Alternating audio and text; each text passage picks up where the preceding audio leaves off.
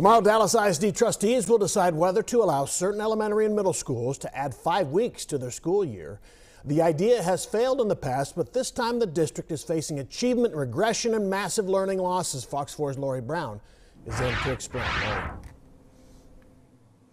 Steve, Dallas ISD knows its plan to add 5 weeks to the school year will only work if principals, teachers, and parents are on board. So that is why the district is working to allow people a lot of options. We know we got to do something now.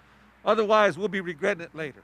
Dr. Michael Hinojosa is banking on parents, teachers, and principals being willing to put in the sweat equity to make up for lost time before it's too late. What's really important right now is that we've really fallen behind in math, and math is very hard to get caught up on because you have to learn a prerequisite skill to get to the next skill.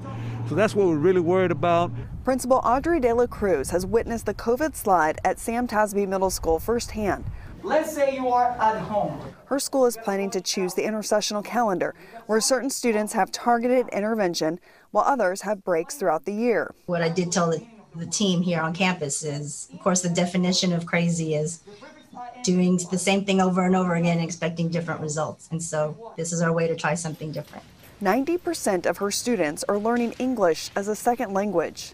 Our parents, fortunately, are very supportive of the decisions that DISD makes because they know that we have their students' best interest as a priority. And so they support their students be able to get additional support throughout the school year.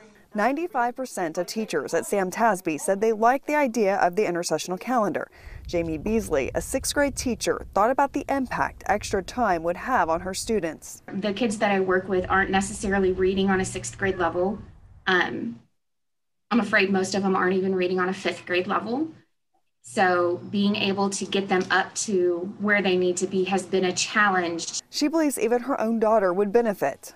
She was in kindergarten when the COVID slide hit, and you get so many of those base skills right there at the beginning. So she's really kind of suffering in that reading.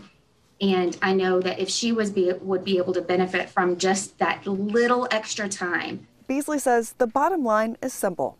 It's just to make sure that we don't lose a generation of kids to COVID.